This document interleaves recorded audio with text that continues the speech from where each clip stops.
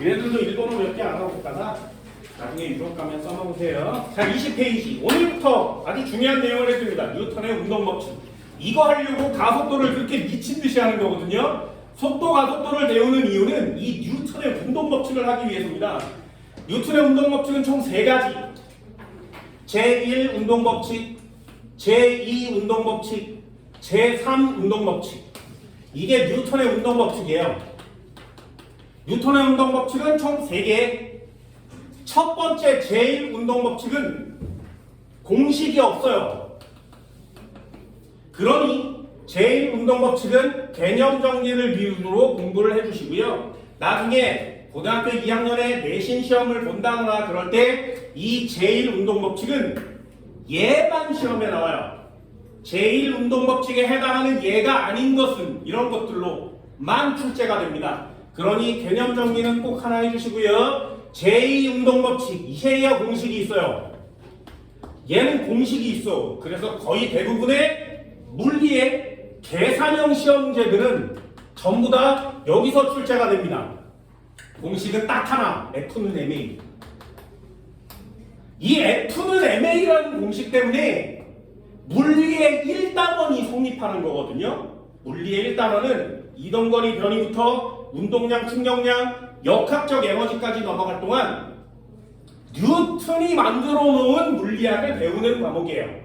그러니 F는 MA를 써먹어야만 하는데 공식 되게 간단한 거 맞잖아요. 힘이고요, 질량이고 가속도예요. 여기가 시험 문제라는 거지.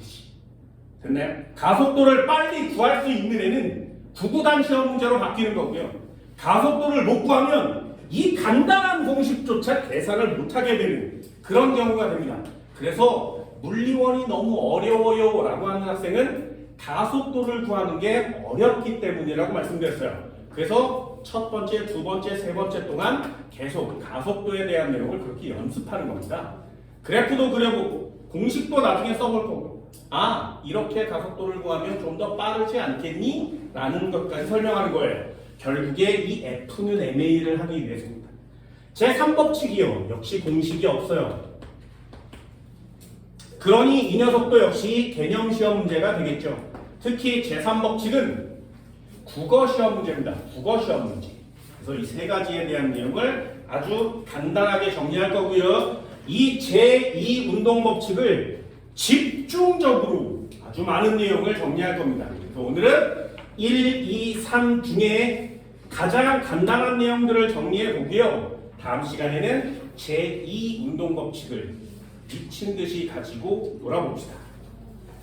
자, 페이지 첫 번째 한번 볼까요? 페이지 20페이지. 위에 힘에 대한 내용은 그냥 간단히 알아두시면 되고요. 물리에서는 알짜 힘이라는 단어 써요. 예전엔 합력이라는 단어도 썼었거든요. 근데 한국말로 바뀌어서 알짜 힘이라는 단어를 쓰게 됩니다. 힘을 합치는 거예요. 됐나요? 예전엔 이런 것도 나왔어요. 이렇게 생겼는데 이쪽으로 당겼어. 3N으로. 여기서 애가 이쪽 방향으로 밀고 있대. 2N으로. 그럼 이물체는 얼마의 힘을 갖겠니? 5N의 힘을 갖겠죠. 당연하겠죠. 하나만 더요. 이 녀석이 이쪽 방향으로 3N을 당기고 있대. 나타나서 이쪽으로 2N을 당기고 있대. 그러면 이물체는 오른쪽으로 1N처럼 움직이는 거 맞지? 그걸 알짜 힘이라고 합니다. 예전에는 알짜 힘이 이렇게 해서 이렇게 당겼어. 여기 3N, 여기 3N, 여기 각도는 60도야. 합력은 얼마니? 알짜 힘은 얼마니? 이런 것까지 했었거든요. 사인, 코사인을 써서 직접 계산을 하는 시험 문제가 있었어요. 그런데 삼각함수 자체가 없어졌어. 됐니? 그러니 여기다가 각도를 주는 내용은 물리원에서 없어졌습니다. 나란히 움직이는 경우만 나오거든요. 그럼 같은 방향일 땐 더하고 반대 방향일 땐 빼주기만 하면 되겠죠. 됐니? 물리 2에 가서 배우세요. 옛날에는 이거 중3 때도 배웠는데 지금은 물리 2 올라가서 고등학교 3학년들만 배워요. 그만큼 어렵대요 이게. 됐니? 그만큼 물리원이 쉬워진 거 맞지 그지? 그래서 좀 쉽게 다룹니다. 힘의 변화 이런 거 별로 없고요. 1법칙, 2법칙 이렇게 페이지에 나누어져 있고 3법칙은 뒤에 있어요. 페이지 30페이지를 펼쳐보면 뉴턴의 제3 운동 법칙이 나옵니다. 뉴턴의 운동 법칙은 이렇게 총 3가지. 첫 번째부터 간단간단 정리해 보도록 합시다. 이쪽으로 가볼까요? 좀 쓰면 되나? 자, 뉴턴의 운동 법칙. 뉴턴의 운동 법칙. 이름은 일단 알아봅시다. 1번. 관성의 법칙이에요. 뉴턴의 운동 법칙 1번. 제1 운동 법칙은 관성의 법칙. 됐니? 자, 두 번째. 제2 운동 법칙은 뭐야? 힘과 가속도의 법칙.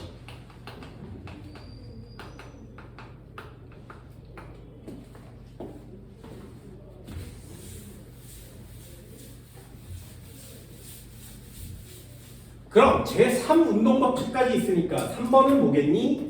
이 녀석이 우리 일상생활에서도 많이 쓰는 작용과 반작용의 법칙이에요. 자, 이렇게 3가지가 뉴턴의 운동 법칙입니다. 일단 이름은 알아두셔야 되겠죠? 기본적인 상식이니까. 관성의 법칙, 힘과 가속도의 법칙, 작용, 반작용의 법칙. 됐나요? 관성의 법칙, 공식이 없다 그랬어요. 힘과 가속도의 법칙, 힘에 대한 공식이 있습니다. 작용, 반작용의 법칙, 공식이 없죠. 자, 그러면 공식이 왜, 이 법칙이 왜 3개나 되는 것이냐? 3개밖에 없어요. 더 이상 경우의 수가 없습니다. 자, 첫 번째요. 관성의 법칙. 언제 쓰는 거야? 물체의 가속도가 0일 때 쓰는 겁니다. 가속도가 0일 때 쓰는 법칙이 관성의 법칙이에요. 가속도가 0일 때 쓰는 법칙이 관성의 법칙이에요. 자, 그러면 복습 한번 해볼까? F는 ma라 그래서 얘가 힘이고요. 얘가 질량이고요. 얘가 가속도예요. 근데 가속도가 0이래. 그럼 질량이 0일 수는 없으니까 힘도 0이 되겠죠. 이해됐니? 그러니 여기다 쓰는 거야.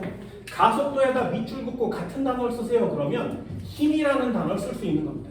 힘이 작용하지 않을 때 쓰는 법칙이에요. 관성의 법칙은 물체에 힘을 준 적이 없어. 그때 관성의 법칙이요. 됐니? 굉장히 쉽게 공부를 하세요. 물체에 힘 준 적이 없어? 그럼 관성의 법칙. 이 물체가 있었는데 나는 얘한테 힘을 준 적이 없어. 그러면 관성의 법칙. 됐니?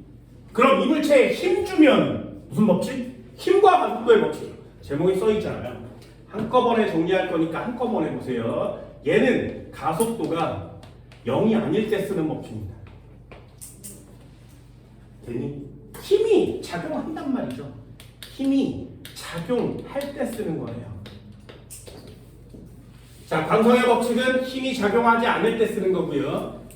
힘과 가속도의 법칙은 힘이 작용할 때 쓰는 거예요. 자, 그렇다면 얘는 언제 쓰는 거야? 됐니? 힘 안 주면 관성의 법칙, 힘 주면 힘과 가속도의 법칙. 3법칙입니다. 됐죠? 이게 뉴턴이 만든 건데 초딩도 만들 수 있지 않겠니? 됐니? 뉴턴은 어마어마한 과학자는 맞지만 생각보다 별로예요. 요거 언제 쓰는 거냐면 모든 힘은 항상 언제나 모든 힘은 항상 언제나 쌍으로 작용합니다. 우리가 자연주는 알고 있는 모든 힘은 항상 쌍으로 존재해요. 그 중에 하나를 작용이라고 하면 나머지 하나를 반작용이라고 합니다. 요걸 찾는 게 시험 문제예요. 예를 한번 들어볼까요? 니네들 다 아는 힘 있어요. 물체를 이렇게 들고 있다가 놓으면 떨어져요. 왜요? 눈에 보이는 힘이에요. 지구가 물체를 당기니까요. 두 글자로 뭐라 그래? 중력. 그 힘이 눈에 하나는 보이죠. 그럼 안 보이는 것처럼 느껴지는 나머지 한 힘이 항상 쌍으로 존재한다고. 그래서 우리는 항상 눈에 보이는 것 같은 힘이 있고요. 안 보이는 힘이 들어있는데 얘가 안 보이니까 없는 거라고 생각하는 거죠. 그걸 최초로 찾아내서 있어! 라고 증명한 사람이 뉴턴인 거예요. 그러니 지구가 물체를 당기는 힘이 있어? 그게 작용이면 반작용의 힘도 있지 않겠니? 그 반작용의 힘을 찾는 게 시험 문제가 되겠죠. 내가 얘를 때리죠. 때리는 보이지, 그지? 그게 작용이면 반작용의 힘은 뭐지? 그걸 찾는 게 시험 문제예요. 됐나요? 공식이 있을 수가 없겠지, 그지? 찾기만 하면 되니까. 자, 일단 뉴턴의 운동 법칙은 교재처럼 안 나간다 그랬어요. 구분을 할 수 있어야 무엇을 적용시키는지 알겠죠. 그래프가 나오면 Y축에 동그라미 쳐야 각각 의미가 있듯이 얘도 마찬가지. 뉴턴의 운동 법칙이 세 가지가 있는데 도대체 몇 번째 걸 쓸 건지를 니네들이 결정해야 되잖아요. 그걸 상황을 보고 결정합니다. 첫 번째, 힘이 작용하지 않거나 합력, 알짜 힘이 0이면 가속도가 0이니까 관성의 법칙. 힘이 작용하면 가속도의 법칙. 모든 힘은 쌍으로 존재하니까 하나의 힘을 줄 테니 나머지 힘 구할 수 있어. 작용 반작용의 법칙.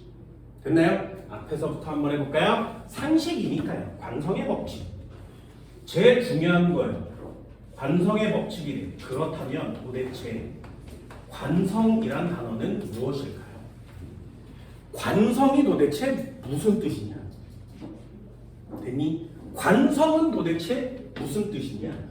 관성은 현재의 운동 상태를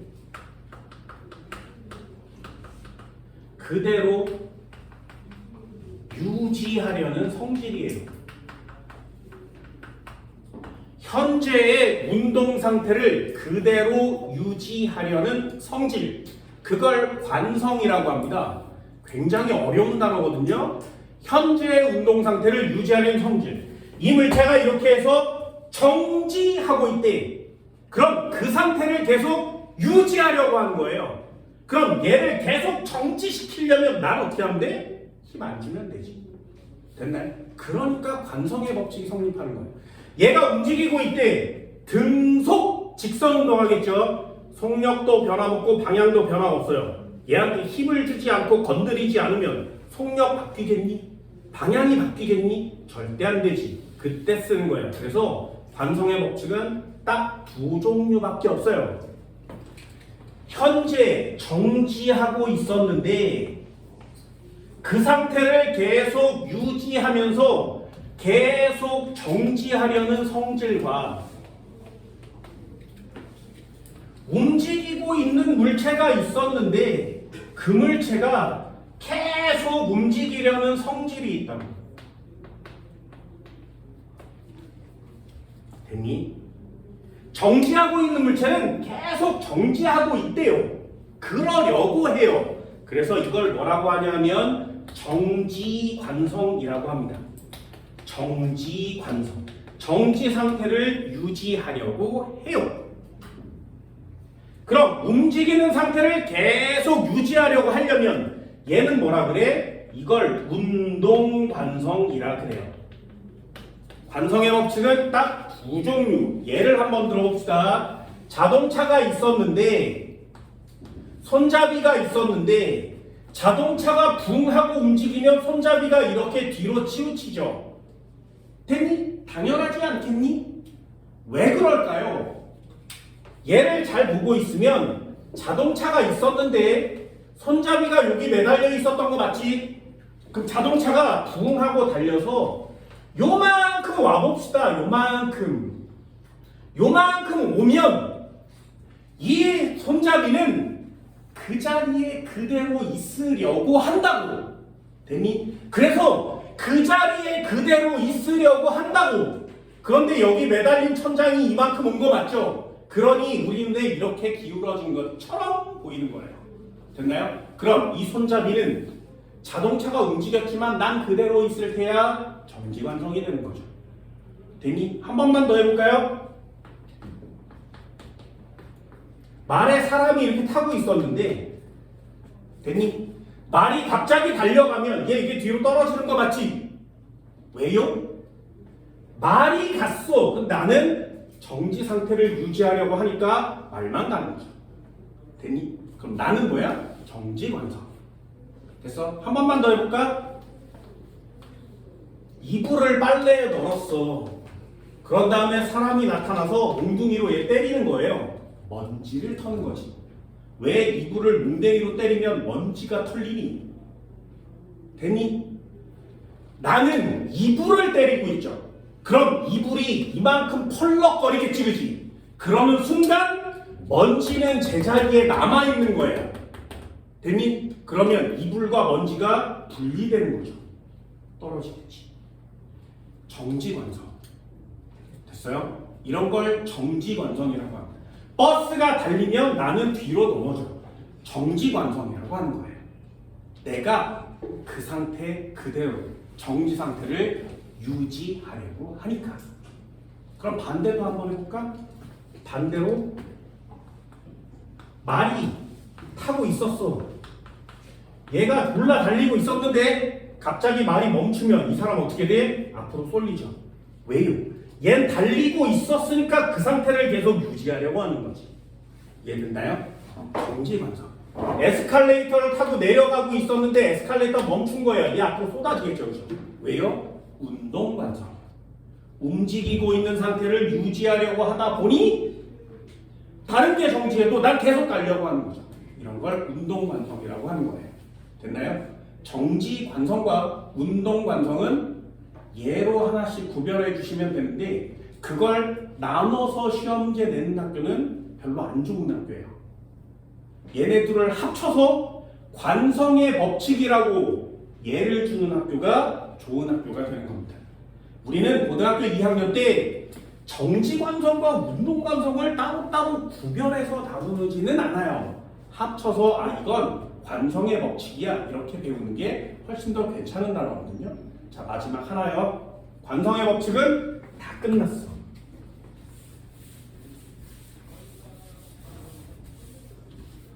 니네 이런 거 이것도 한번 해봐. 이런 거 본 적 있어요? 이것도 예를 되게 많이 들은 건데 100m 달리기를 뛰잖아. 니네 100m 달리기 뛰는 거 본 적 있죠? 뭐 우사인 볼트 이런 사람 뛰잖아요. 결승선이잖아요. 100m 달리기를 100m를 졸라 뛰어왔다가 결승선에서 점프를 뛰고 탁 멈추는 사람 본 적 있어? 이런 사람 본 적 있니? 나 같으면 100m 거의 꼬리 지점에 다다랐을 때 몸을 휙 날려서 뛰어가는 것보다 좀 더 빠르게 1cm라도 빠르게 이게 몸을 날리면 되잖아요. 또는 확 점프를 뛰어서 탁 멈추면 되잖아. 가슴만 보고 하면 되거든요. 아무도 그런 사람이 없이 계속 뛰죠. 그죠? 딱 100m만 뛰면 되는데 왜 이 사람 계속 뛰어? 멈추질 못하는 거지. 왜요? 운동관성이니까요. 됐나요? 이런 단어들 되게 많아요. 우리 일상생활에서 저 관성의 법칙을 어디다 쓰는 거냐? 모든 놀이기구들이 다 관성의 법칙이에요. 모든 놀이기구들. 얘네가 롤러코스터 타러 여기 올라가지. 떨어지지. 그럼 얘가 떨어지면 내 귀 속에 있는 모든 감각기관이 그 자리에 머물러 있고 몸만 떨어져요. 그러면 이 귀 속에 있는 전정기관, 반고리관에 들어있는 모든 감각기관을 자극하는 애들이 하늘로 뜨고 나만 내려와. 그러면 태어나서 처음 느껴보는 감정이 생기는 거예요. 마치 추락하는 것 같은. 그럼 한 번도 경험해보지 않은 감정이 들어오면 인간은 그걸 무섭다고 얘기해요. 그래서 놀이기구를 탈 때 무서워요 라고 얘기하는 것들이 다 관성의 법칙을 이용하는 거죠. 별로 중요한 단어 없어요. 얘들만 하면 된다 그랬죠. 가장 중요한 단어가 뭐냐? 이거 반드시 알아보세요. 관성의 법칙은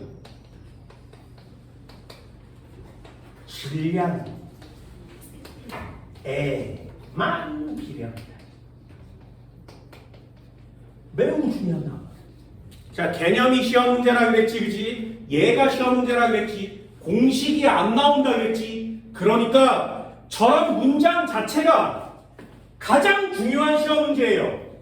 관성은 질량에만 비례한다고 쓰는 거예요. 가속도에 상관이 없습니다. 관성은 가속도랑 상관이 없어요. 가속도 0이잖아요. 그죠?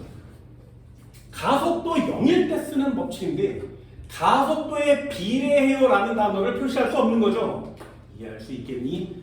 애들 이걸 공부하다 보면 틀리는 애들이 되게 많습니다. 그래서 예를 한번 들어볼게요. 잘 봐. 매우 쉬운 예예요. 여기에 동이 있어. 1kg짜리 물체가 있어요. 사람이 이만해. 됐지? 1kg짜리 공이 지금 정지하고 있대. 됐니? 한 번만 더 해볼게요. 여기에 100톤짜리 돌이 있었는데 여기 사람이 이렇게 있어. 됐니? 얘가 정지하고 있대. 자, 질문이요. 어느 쪽 A, 어느 쪽 B 움직이기가 쉽니? 얘 움직이기 쉽죠? 당연한 거 아니야. 뉴턴이 진짜 당연해요. 초등이나 유치원생도 알 수 있을 만큼 매우 당연한 내용이거든요. 잘 봐. A와 B 중에 누가 움직이기 쉽다고? A가 움직이기 쉽지. 정지하고 있는데 얘를 움직이기 쉬운 거죠. 얘는 정지한 애를 움직이기 어렵지. 그렇다면 계속 정지하고 있지. 그죠? 자, 질문이요. 정지가 움직으로 바뀌었지. 관성을 유지하고 있는 거니? 아닙니다. 운동 상태 변했잖아요. 그럼 정지한 애가 계속 정지하면 관성을 유지하고 있는 거니? 네! 이해됐어?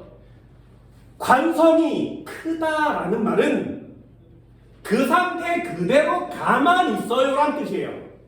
그러니 A보다 B가 그 상태 그대로 가만히 있는 걸 좋아하지. 얘가 관성이 큰 거죠. 질량이 작은 애는 관성이 작아요. 질량이 큰 애는 관성이 커요. 그래서 관성은 질량에만 비례해요. 한 번만 더 해볼까요? 정지하고 있대. 가속도 얼마야? 0이요. 정지하고 있대. 가속도 얼마야? 0이요. 그럼 관성은 가속도에 비례하니? 라는 단어를 쓸 수가 없는 거지. 이해됐어? 굉장히 중요한 단어다. 굉장히. 정지를 움직이고 바꿀 수 있어. 그러면 현재 운동 상태가 유지하는 게 잘 안 되는 거 맞죠?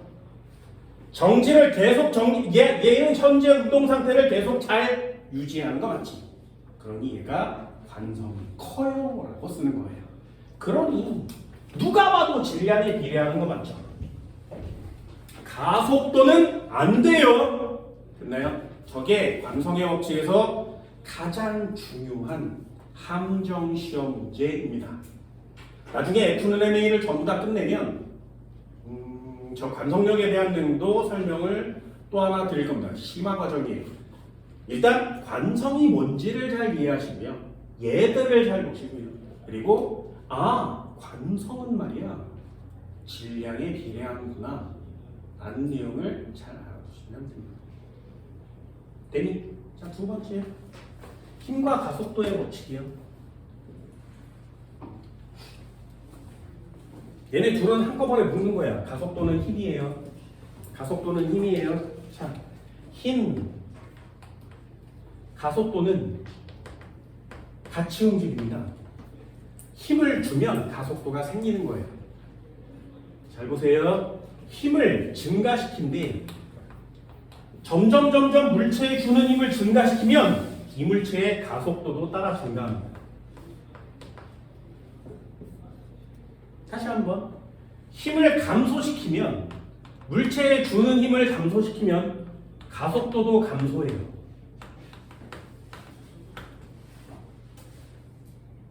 한 번만 더 해볼까요? 힘을 일정하게 주면 가속도는 역시 일정한 값을 갖고 어때? 힘과 가속도는 똑같죠? 힘이 증가하면 가속도 증가하고 힘이 감소하면 가속도 감소해요. 힘이 일정하면 가속도 일정해요. 힘 때문에 생기는 게 가속도예요. 그래서 제목이 힘과 가속도의 법칙이에요. 니네들 물리원에서 제일 많이 틀려온 애들이 속도와 가속도를 비슷한 개념으로 묶는 애들이 있어요. 아니에요. 속도와 가속도는 아무 상관이 없는 물리량이에요. 단 가속도는 힘이랑 같은 내용으로 묶어주셔야 돼요. 어때요? 내용이 똑같잖아요. 그치? 한 번만 더 해볼까요? 만약에 힘이 0이라면 그럼 가속도는 얼마가 되는 거야? 0이 돼요. 어때? 힘과 가속도는 모두 다 똑같죠? 뭐까지 똑같아? 크기도 똑같지만 방향도 똑같습니다. 힘의 방향과 가속도의 방향은 같아요.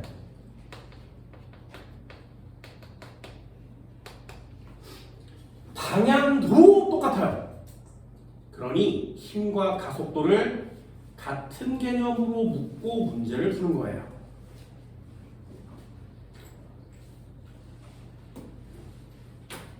됐나요?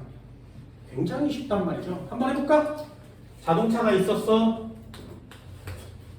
얘 20m/s로 달리고 있었대. 시간이 지났더니 자동차가 30m/s가 됐어. 자, 속력이 빨라진 거죠. 그지? 어느 쪽에다 힘을 주면 속력이 빨라질까요? A 쪽에다가 B 쪽에다가 어느 쪽으로 힘을 주면 속력이 빨라질까요? 얘를 밀면 속력이 빨라지는 거 맞죠? 그게 힘이 작용하면 속력이 빨라지는 거 맞지? 이동 방향과 힘의 방향이 같으면 속력이 빨라지는 거 맞죠? 가속도의 방향은요? 이렇게 물어보면 그냥 힘의 방향이 가속도의 방향이에요. 됐나요? 그래서 힘 밑에다 밑줄을 놓고 가속도라고 쓰면 방향 찾기가 매우 쉽습니다.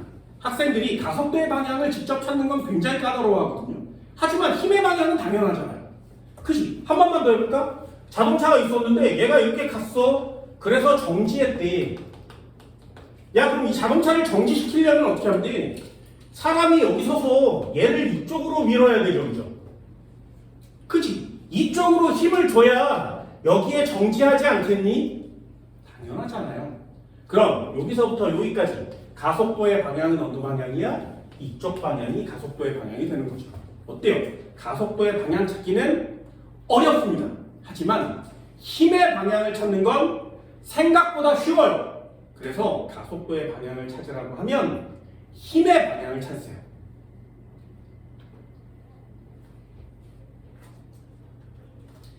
이 중에 이 두 개를 그냥 가속도 운동이라고 합니다. 우리는 물리원 시간에 배우지 않고요. 왜요? 공식이 없어요. 가속도 운동은 공식이 없어요. 요 녀석은 배우죠. 일정한 경우를 등 가속도라고 했어요. 그래서 요 녀석 신경 써주시면 됩니다. 아, 힘 일정, 가속도 일정. 니네들이 제일 많이 써야 되는 단어예요. 힘 일정, 가속도 일정. 그래서 가속도 O요, E요 구하죠. 일정하다는 뜻이지. 변하지 않는다는 뜻이에요. 영인 운동을 뭐라고 한다고? 분속 직선이라고 하는 거죠. 그러니 니네들은 이 두 개 단어를 배우는 거예요. 이 엄청난 가속도 운동 중에 딱 두 종류만을 배우게 되는 거예요.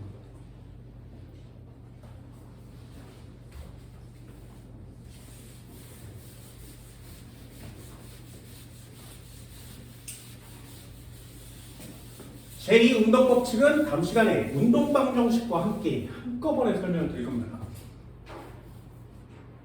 어디다 써야 되는지 꼭 보세요. 물체에 힘이 작용하면 무조건 이 법칙을 쓰는 겁니다.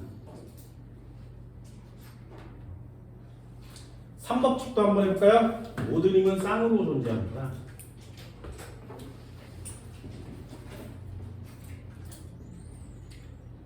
이건 국어시험 문제. 잘 봐. 심화 과정이에요. 매우 어렵습니다. 쌍으로 존재하는 애가 딱 두 종류예요. 뭐라고 쓰는 거냐면 작용 반작용이라는 애가 있고요.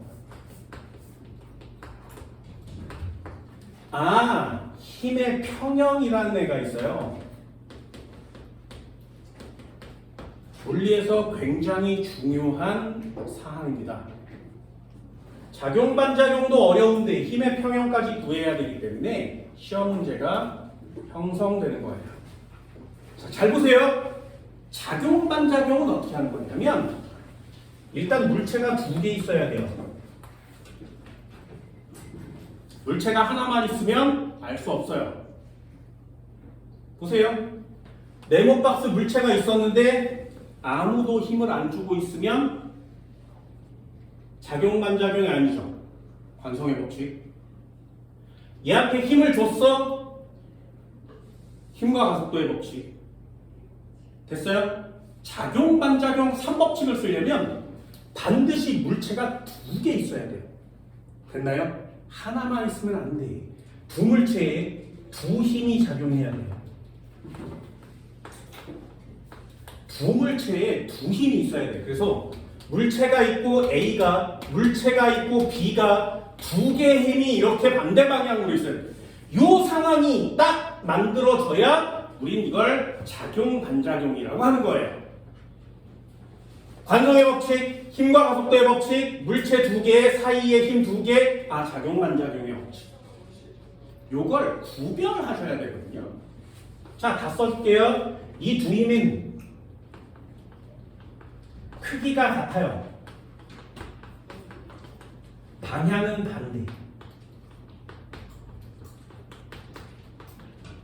크기는 같고 방향은 반대. 이게 작용 반작용이에요. 아까 얘기했지. 작용 반작용은 과학이 아니고요. 국어예요. 자, 골라봅시다. 네모 박스가 이렇게 있고요. A. 여기에 두 물체가 B. 물체가 일단 두 개 있죠.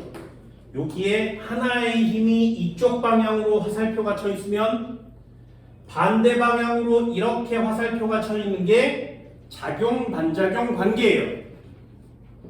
됐나요? 그래서 이 녀석은 국어로 어떻게 표시하냐면 A가 B를 어찌어찌하는 힘 이렇게 써 있어요. A가 B를 어찌어찌하는 힘. 그럼 물체가 B도 있지, 그지? 그래서 B가 A를 어찌어찌하는 힘 이렇게 써 있습니다. 요 관계가 성립하면 작용 반작용이에요. 다시 작용 반작용은 어떻게 고르는 거냐면 물체가 두 개 있어야 돼요. A와 B, B와 A. 얘네들이 주어 목적어 관계가 대각선으로 바뀌는 관계를 작용 반작용이라고 합니다.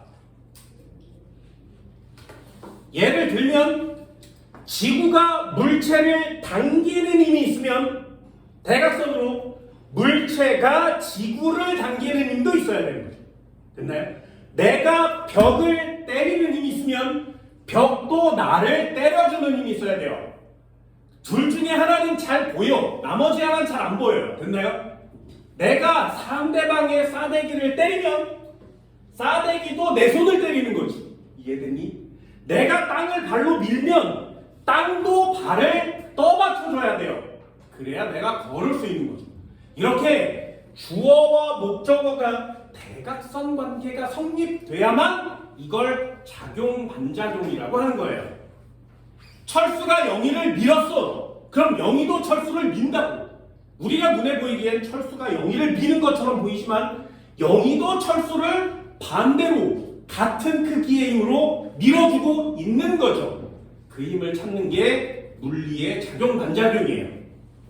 됐나요? 그렇다면 얘는 뭐야 도대체? 선생아, 3법칙 끝났는데 얘는 뭐니? 이걸 구별하는 시험자 되게 많습니다. 꼭 적어주세요. 얘 물체 하나예요.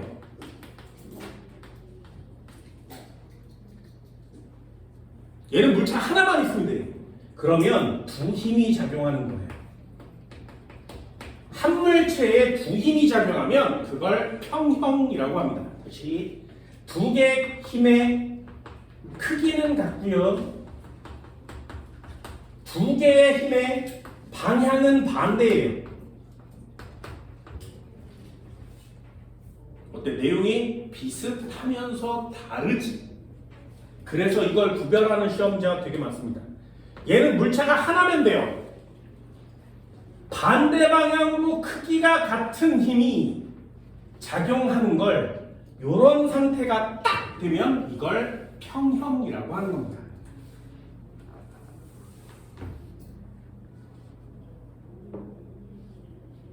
됐나요? 그럼 써볼까요? 여기에 한 명이 이걸 당기겠죠. 여기에 한 명도 이걸 당기겠지, 그치? 그래서 내가 A를 어찌어찌 하는 힘이 생기면 네가 A를 어찌어찌 하는 힘도 있는 거지. 얘는 국어로 어떻게 표시한다고? 내가 A를 어찌어찌 하는 힘이 있으면 네가 A를 어찌어찌 하는 힘이 생기는 거지. 그치? 됐어요? 어떤 느낌인지 알겠어? 내가 A를 지금 당기고 있대. 너도 A를 당기고 있니? 이런 느낌이에요. A가 B를 당겨주고요. B가 A를 당겨주는 거지. 어때? 내용이 완전 다르죠? 그래서 얘는 어떻게 쓰는 거냐면 목적어가 같은 애를 골라오면 힘의 평형이에요. 다시요. 힘의 평형은 목적어가 같아요.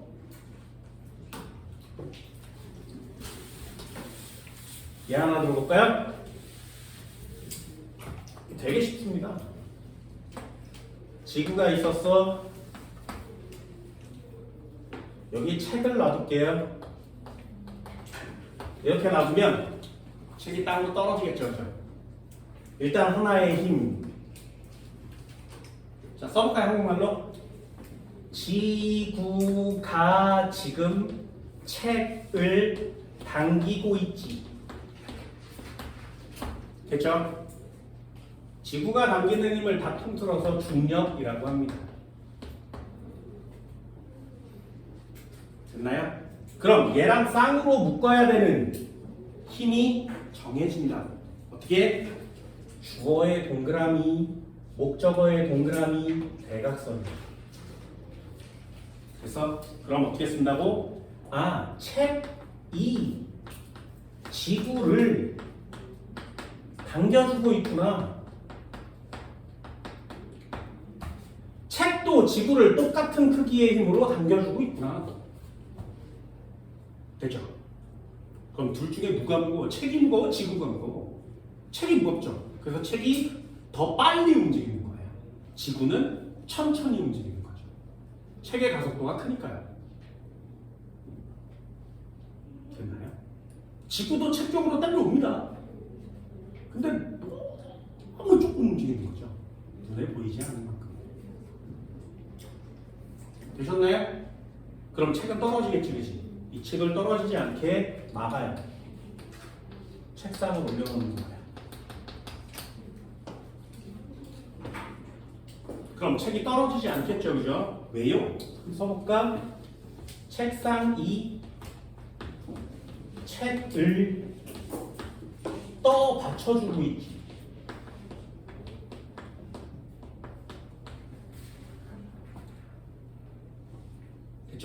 이 떠받치는 힘을 상식적으로 뭐라고 하냐면 수직항력이라 그래요. 수직항력. 수직으로 버텨주는 힘이라는 뜻입니다. 그럼 다시요. 얘랑 짝 묶을 수 있겠어요? 역시 책상이 책을 물체 두 개 있는 거 맞지? 그럼 작용반작용이 될 가능성이 높은 거죠. 그럼 어떻게 쓴다고? 대각선 관계가 성립하면 돼요. 그럼 책이 앞에 와야 되고요. 책상이 뒤에 오기만 하면 됩니다. 이 뒤에 있는 힘은 중요하지가 않아요. 얘를 3점으로 주진 않습니다. 그래서 어찌어찌하는 힘 관계만 성립하면 돼요. 됐나요? 다시요. 지구가 책을 당기는 힘이 있대. 그러면 책이 지구를 당기는 힘이 있죠. 얘네 둘이 작용 반작용이에요. 됐니? 다시. 책상이 책을 떠받치는 힘이 있대요. 그러면 이거 대각선 관계 성립하는 거 맞지? 그러면 얘네들이 작용 반작용 관계예요. 선생님 둘 중에 어떻게 작용인가요? 그건 고르지 않아요. 힘 두 개 중에 하나를 작용이라고 하면 나머지가 반작용이 되는 거예요. 됐나요? 그럼 지구가 책을 당기는 힘과 책이 지구를 당기는 힘의 크기는 어때? 같아요. 방향은 어때? 반대. 대미 작용 반작용 관계에 있으니까. 책상이 책을 떠받치는 힘과 책이 책상을 누르는 힘은 크기가 어때? 같아요. 방향은 반대요. 왜? 작용 반작용 관계에 있으니까. 되니? 어때? 국어 시험 같지? 한 번만 더요. 이렇게 4개의 힘을 골랐어. 여기에 목적어가 같은 애가 딱 2개 있어요. 밑줄 그어볼까요? 책을, 지구를, 책을, 책상을. 어때요? 책을, 목적어가 같지? 이 목적어가 같은 애 2 힘을 뭐라고 한다고? 평형이라고 하는 겁니다. 이걸 고르는 거예요. 아, 지구가 책을 당기는 힘과 책상이 책을 떠받치는 힘은 작용 반작용 관계가 아니구나. 대각선 관계가 성립하지 않으니까 대신에 목적어가 같으니까 평형 관계구나. 이걸 맞추는 게 시험 문제예요. 그러니 이 시험 문제는 공식으로 푸는 게 아니죠. 국어용으로 푸는 거 맞지? 됐어요? 자, 그럼 마지막 하나요. 평형 관계에 있는 2 힘의 크기는 어때야 된다고? 같아요. 방향은 어때? 반대. 그럼 잘 봐.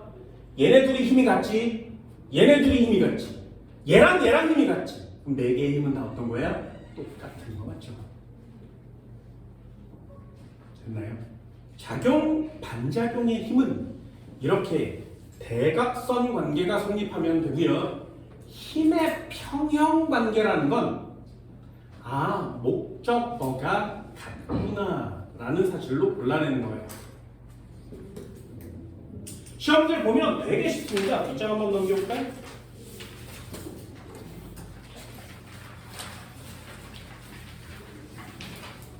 뒷장을 넘겨보면 쭉 넘겨보세요. 작용 반작용 나오고 있어요. 자, 33페이지요. B의 3번.